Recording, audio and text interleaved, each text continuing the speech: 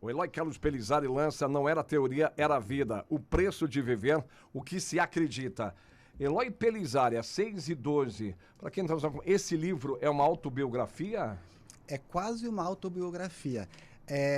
Como eu enxergo a realidade, lógico, eu deixei o texto assim mais leve para que o leitor tenha mais facilidade, e ele mostra a realidade, como as narrativas são criadas, como o nosso cérebro é formatado, e ele segue uma sequência bem bacana, e se você quiser ler o capítulo final, depois voltar para outro, também dá, mas o ideal é ir na sequência.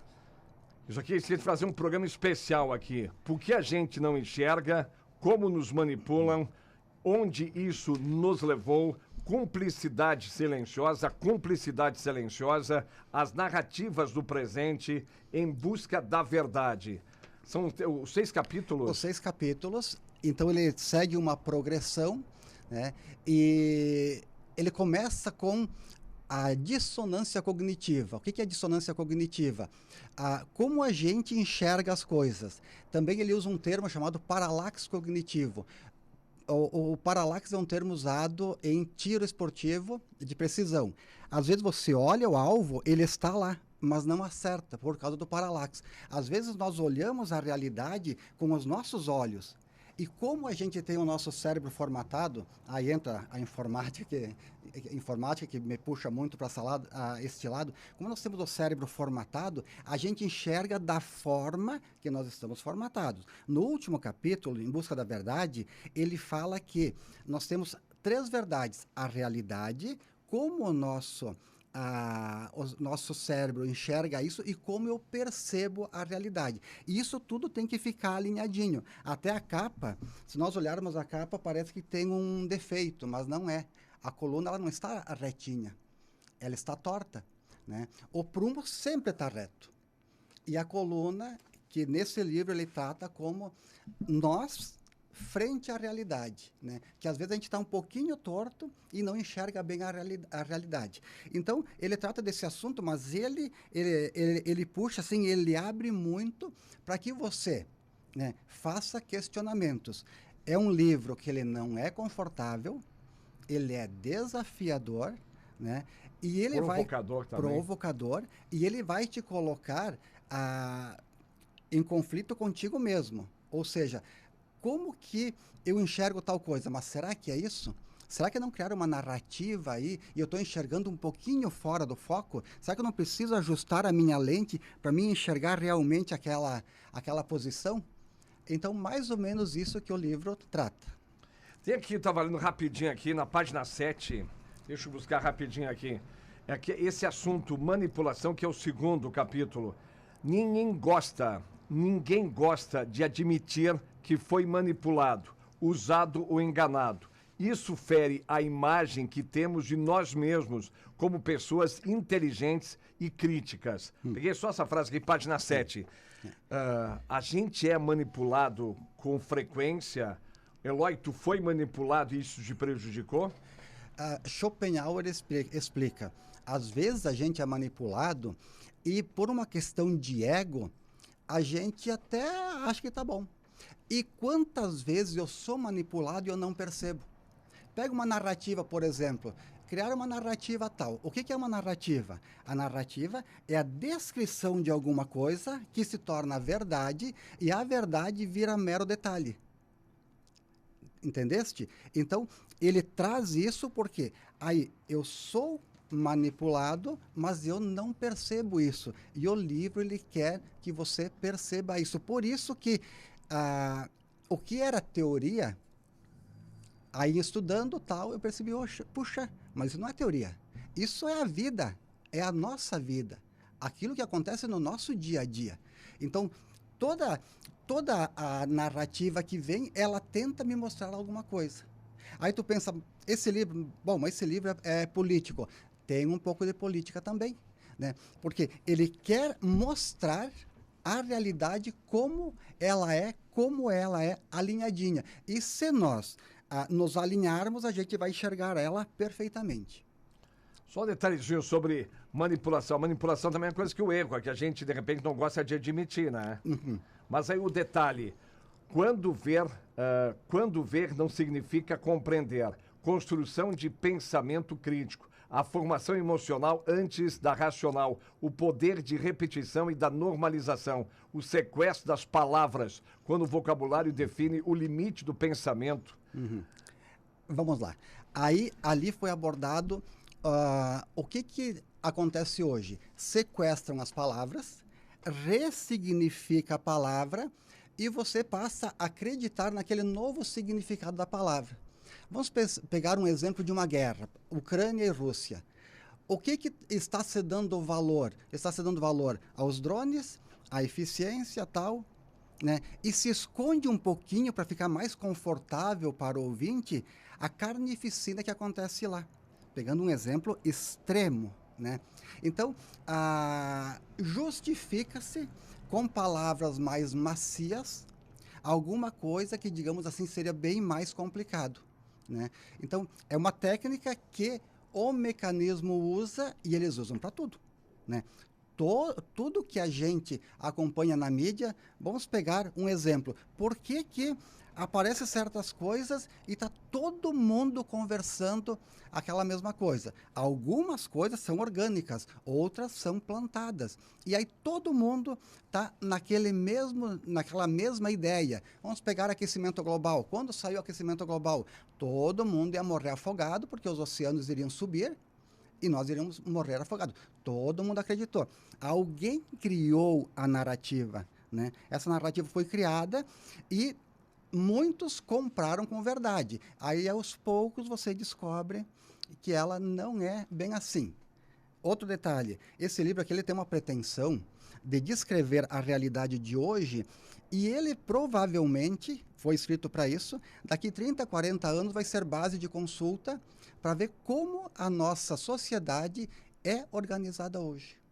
Vai o seguinte aqui, um convite honesto a confrontar aquilo que acreditamos com aquilo que vivemos. Um convite honesto a confrontar aquilo que acreditamos com aquilo que vivemos. Embora já respondeu um pouquinho agora, o primeiro, ela podia ser a primeira pergunta da entrevista. O que te levou a escrever esse livro?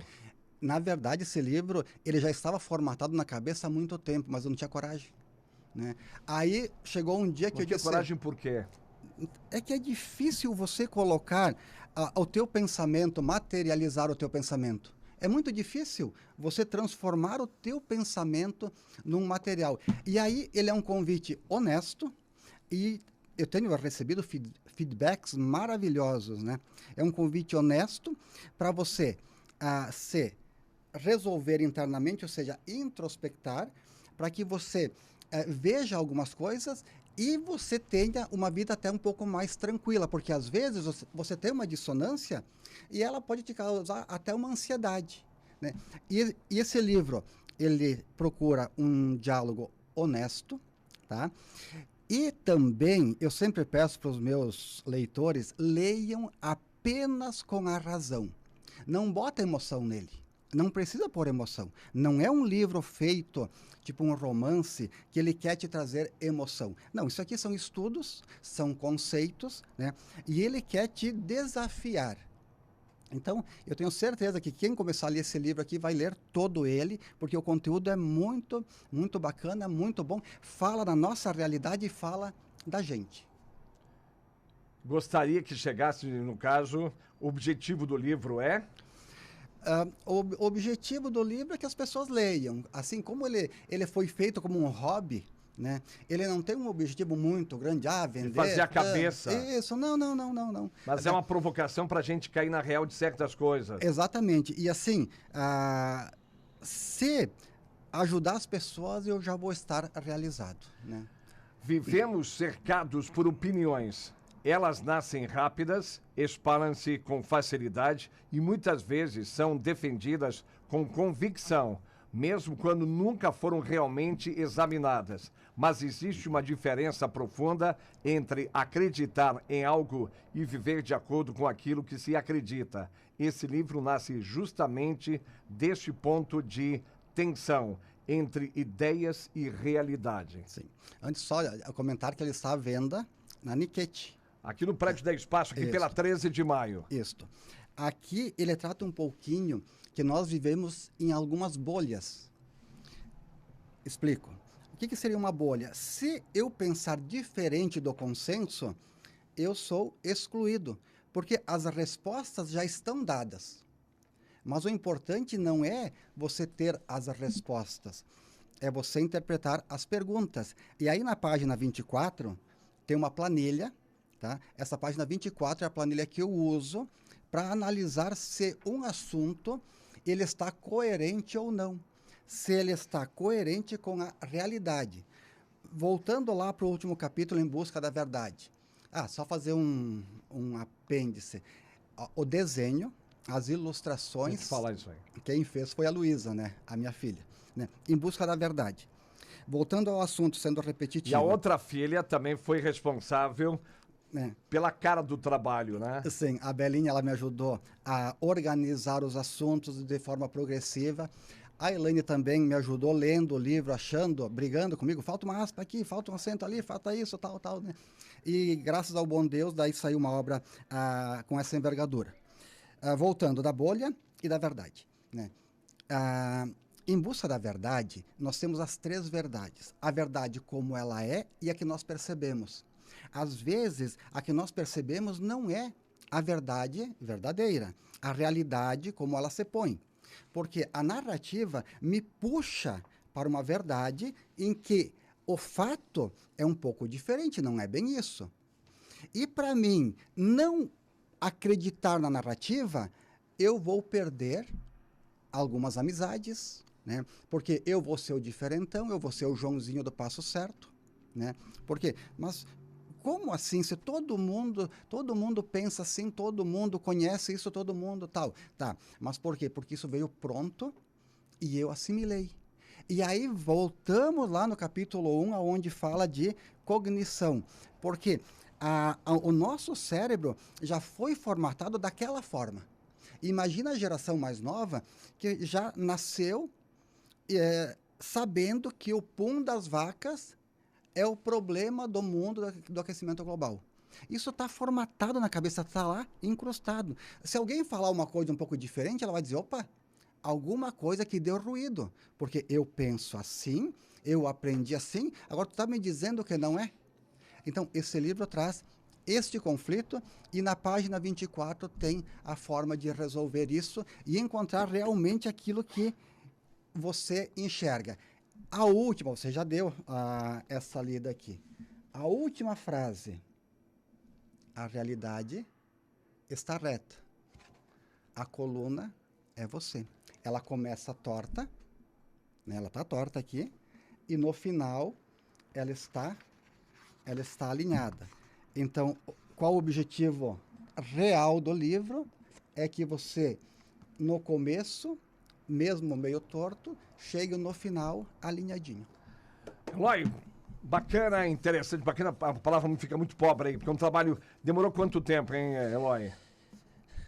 Quando botei a mão realmente para organizar as coisas que eu já tinha escrito, tá, uns 4 meses. E fiz tudo, tá? Diagramação.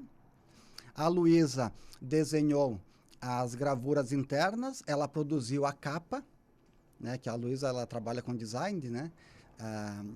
Designer, e ela está com 23 anos, ela é surda, faz faculdade, tem uma vida totalmente independente, né? Faz um tempão que eu não vejo ela com aquele pique maravilhoso dela, integrando todo mundo.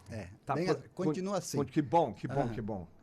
Tá, um detalhezinho, não era teoria, era a vida. O preço de viver o que se acredita, tu, Eloy, tu pagou um preço caro por viver o que se acredita ou pelo contrário? Olha, em muitos casos você tem que se isolar um pouquinho. Porque você precisa, às vezes, se isolar um pouquinho porque tu vê que não tem como você estar em certos grupos que tem um pensamento fixo, né? E aqui, no meio desse livro, tem uma frase muito interessante. Depois que você atravessou, você não volta mais. Depois que a mente expande, ela não volta mais, ela não retrai mais.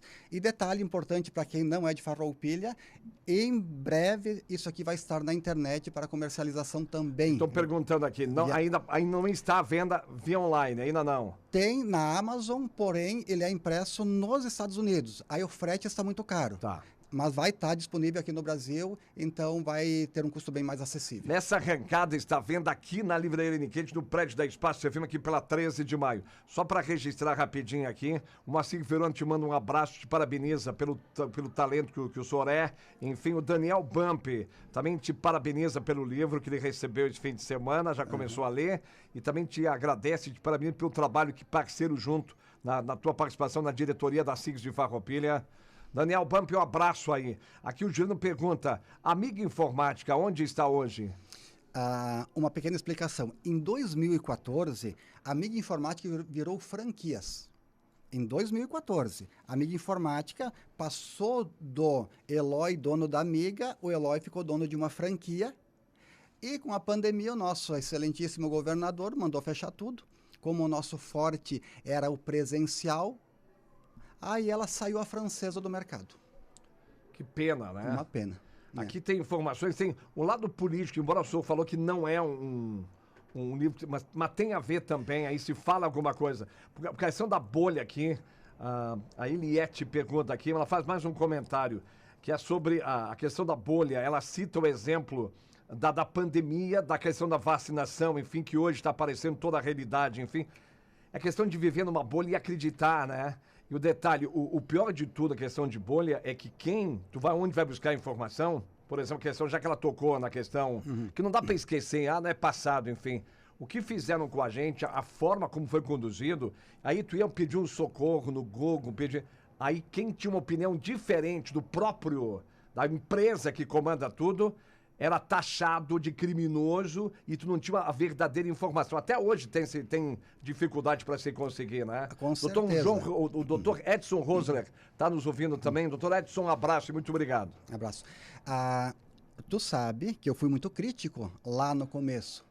Inclusive, fui ameaçado em público, que eu não podia falar meu pensamento tal, né? Que eu nunca fui contra a vacina. Eu sempre fui a favor de você ter a liberdade de escolher o que você quer. E outra, aí vamos numa narrativa. O que é uma vacina? Né? E aí vem, e daí deu todo isso aí. E quantos entraram na bolha, só que chega num tempo que você descobre a verdade. Narrativas, ela não está aqui, tá? Não está contemplada aqui porque é um assunto muito perigoso, né? E eu não quero responder nenhum processo, né?